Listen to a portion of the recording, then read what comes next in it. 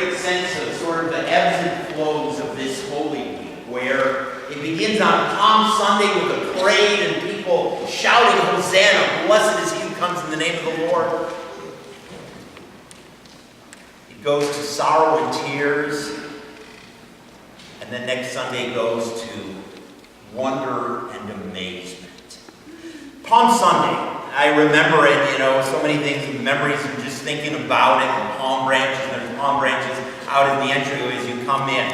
And do you know it happened many times, people enter Jerusalem shouting and singing. Do you know in 167 BC, a conquering hero entered Jerusalem and people were shouting, Hosanna, blessed is he who comes in the name of the Lord. Do you know who it was in 167 BC?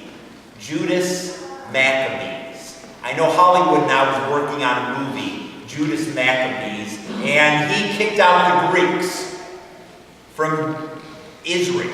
And he and his brothers, and actually Judas, do you know what his nickname was? The Hammer.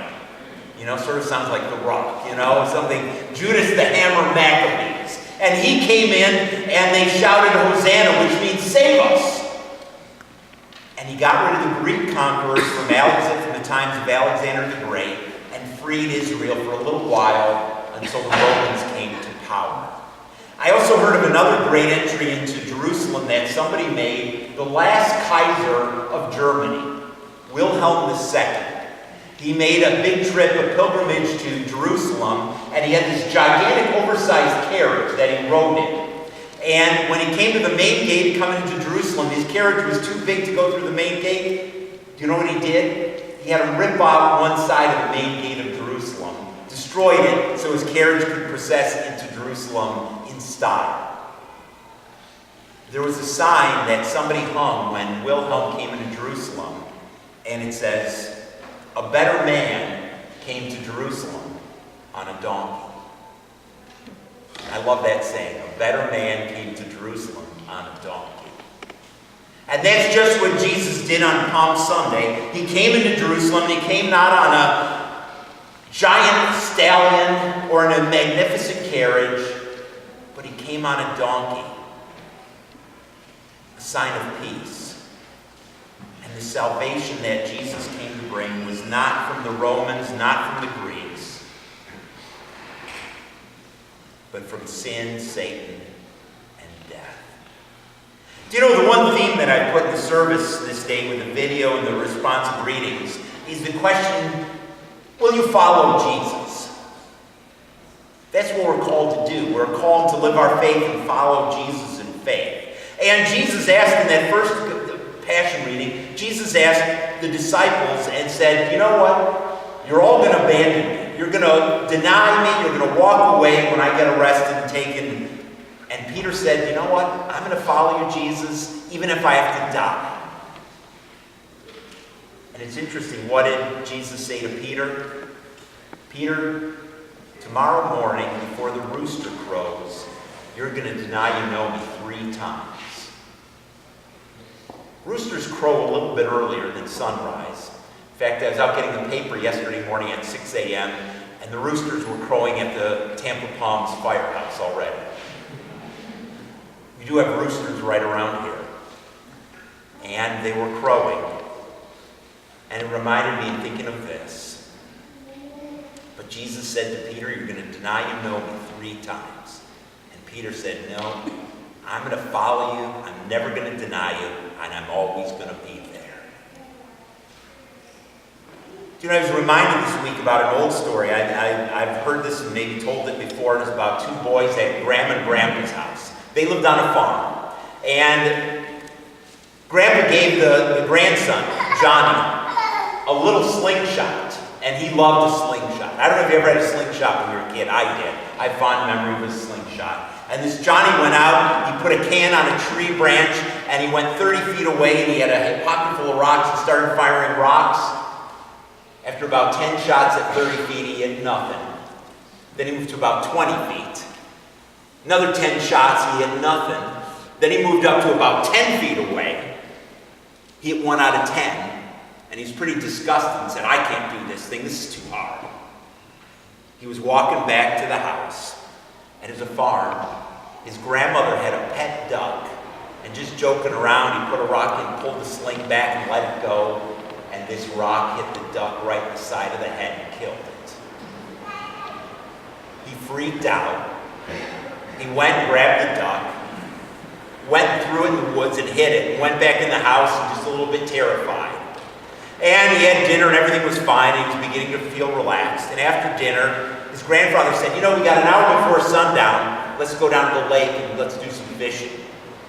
And Grandma asked the granddaughter, his sister Sally, "Sally, would you stay and help me do dishes?" And Sally said, "No, I think my brother wants to help you with the dishes. I'm going fishing with Grandpa."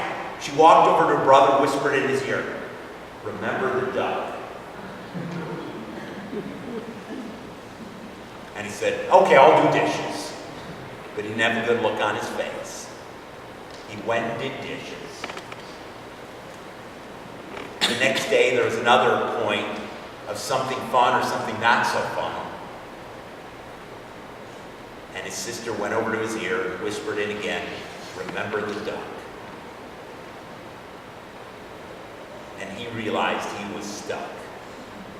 His sister was going to ride him forever. I wonder if the disciples ever went up to Peter and said, "Remember the rooster. You said you'd follow Jesus no matter what." And Jesus said, "Before that rooster crows, you're going to deny me 3 times, and you're going to run away."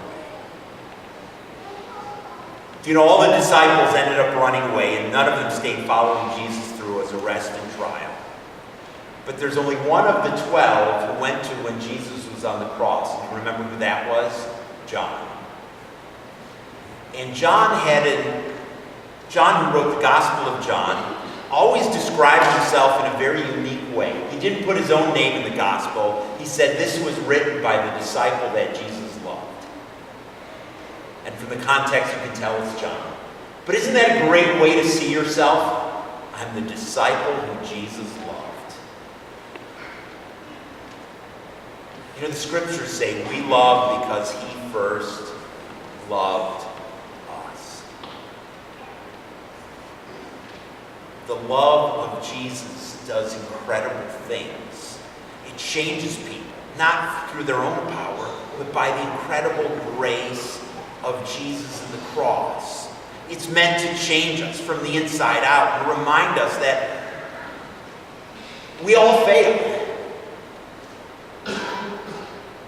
But we're forgiven by the grace of Jesus. Do any of you have a rooster story about your own relationship with God? Where you let God down?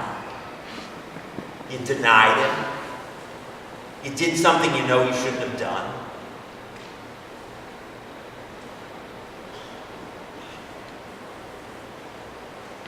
Does Jesus come up and say, "Remember the rooster," or "Remember whatever"?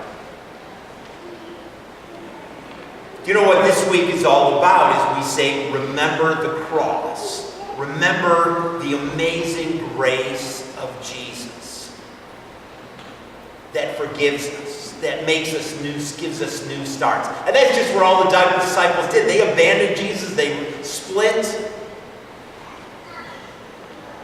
But after the cross and the resurrection, they saw the amazing blessings that Jesus gives. And that he gives to every one of us.